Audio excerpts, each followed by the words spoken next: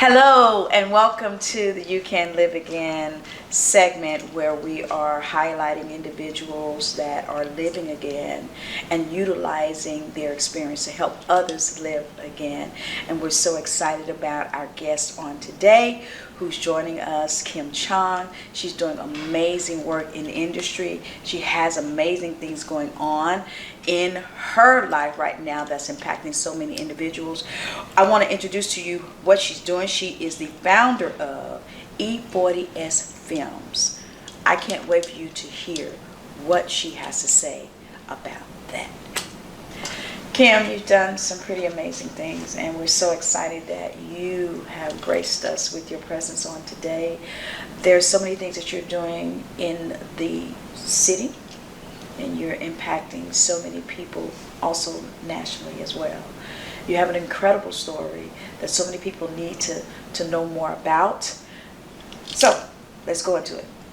You're the founder of E40's Film, and we know that you are doing a lot of other things. Right now you're in the midst of building an entertainment studio, and we'll talk about that a little later. But I want people to know about why you started E40's Films and the meaning behind it. I am a survivor of human trafficking. And one of the things that I want people to know, especially when the subject of human trafficking comes up, majority of the people assume it's a white girl. But whenever we have girls like Sarah Cruzan, Centonia Brown, Crystal Kaiser, they're all black girls that were victims of human trafficking. And yet they're being penalized for defending themselves. And the other part is a lot of people don't realize the mental illness and the trauma that we go through. And so when my film Eden came out in 2013, I felt like it was whitewashed because majority of the girls were white. And this is not to dismiss that white girls don't get trafficked, but when we talk about our African American girls, Native American girls, Latino American girls, especially the minority American girls, they're not foreigners. They're not from Nigeria or Kenya or Malaysia. They are here in our backyard. And let's talk about that because a lot of people don't realize how this is occurring and how strong it's occurring in our community.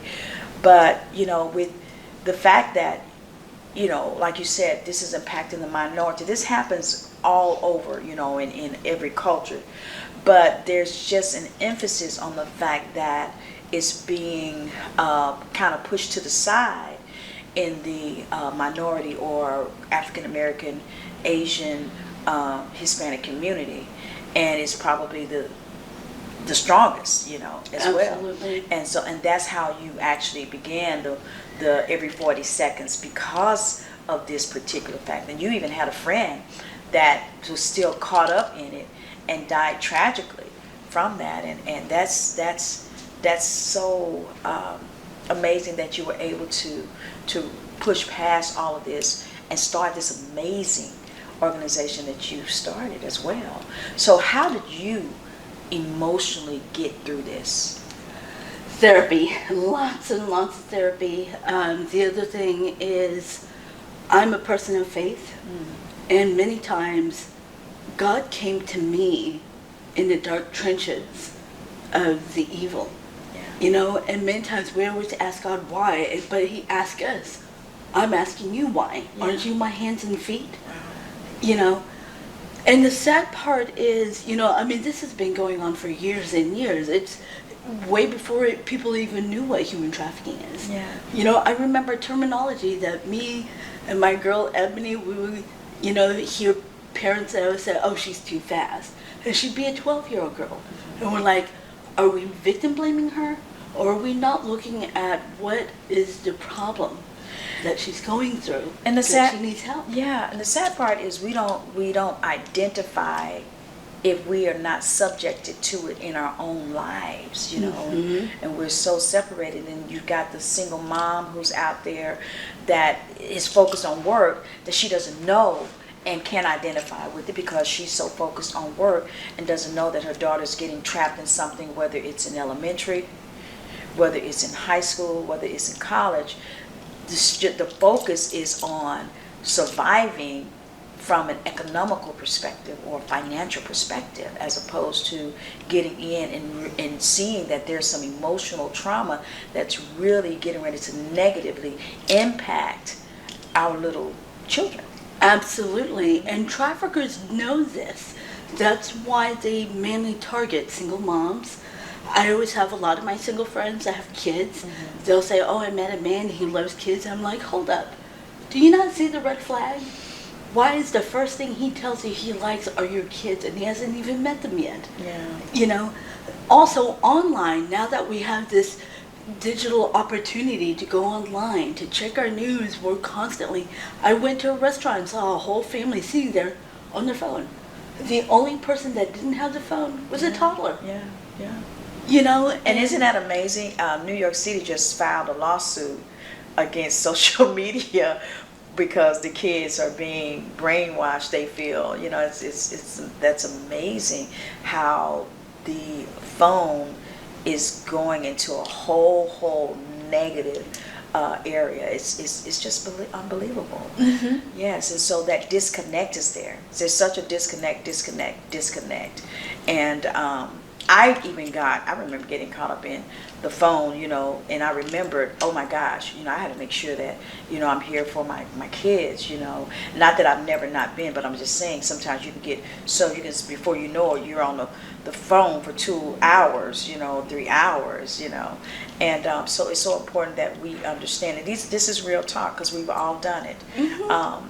That families that don't know how to pull out of it continue to go deeper and deeper and deeper into the trenches, and their kids get lost. That's why even you have the traffickers that are sabotaging the kids. The kids don't know how to get out of it. Some have committed suicide before getting sex trafficked. Absolutely. Some have been brought before getting sex trafficked. So it is it's an epidemic. Absolutely. And one of the things I want to specify why the film is called E40S. Yes. It's an initial for every 40 seconds.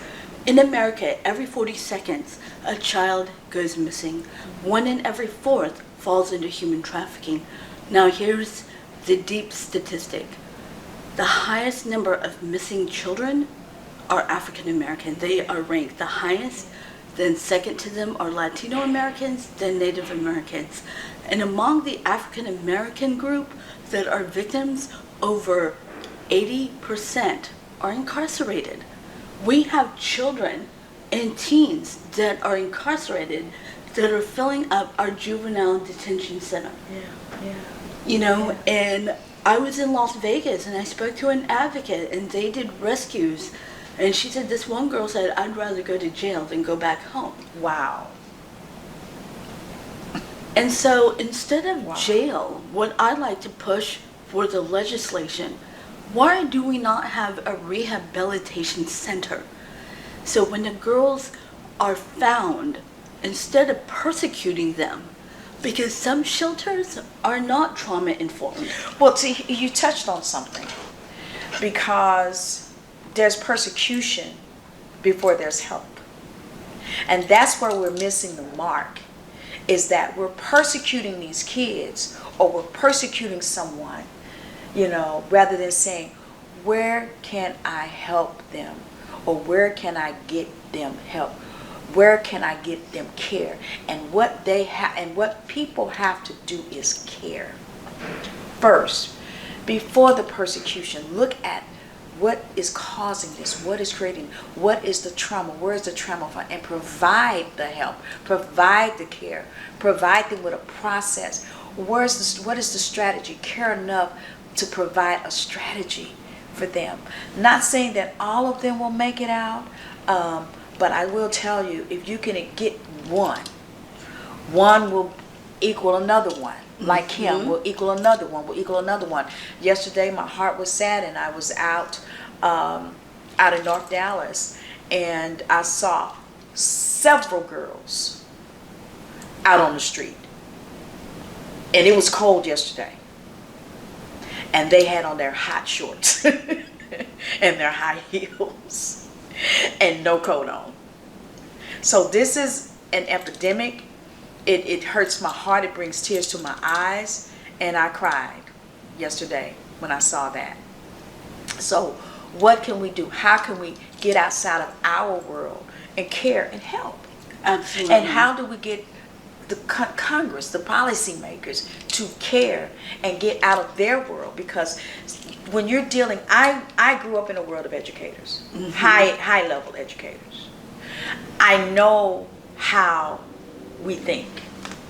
So when we've not experienced that, because we have a uniform life, we have a structured life, anything outside of that is hard to connect to.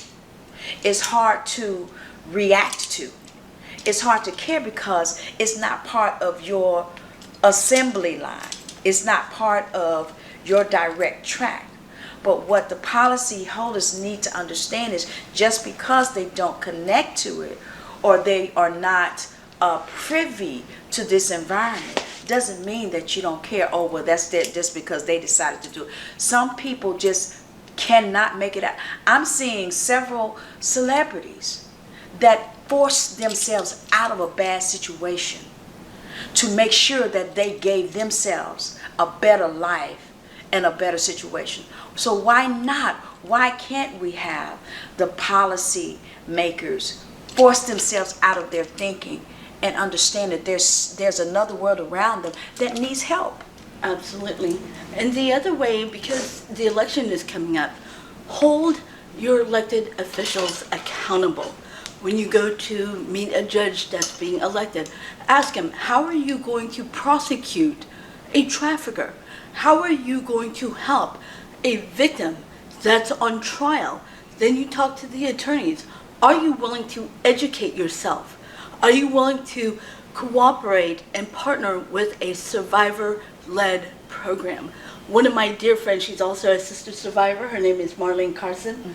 She also has a nonprofit called BLAST, Black Leaders Against Sex Trafficking. She is my sister. We are, we butt fists. We're like, okay, let's do this. Because she was just like me. She ranked up as a madam in order to get out. Because back in the 90s, nobody knew what human trafficking was. Yeah. So it wasn't like you could go to the local police and say, hey, I want to get out of this.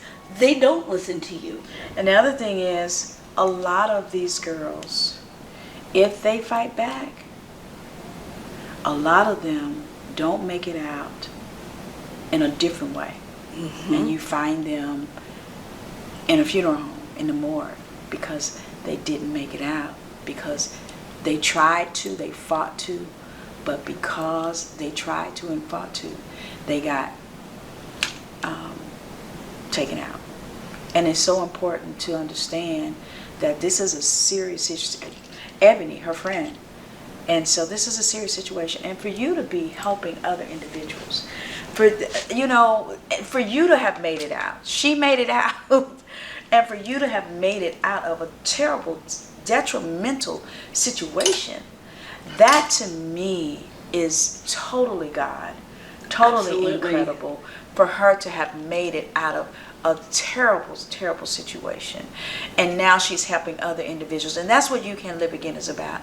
We're about highlighting individuals, again, like her, who have gone through very traumatic, tragic situations and helping others live again. And she's utilizing her gifts in that way. And so I'm just so glad that you joined us.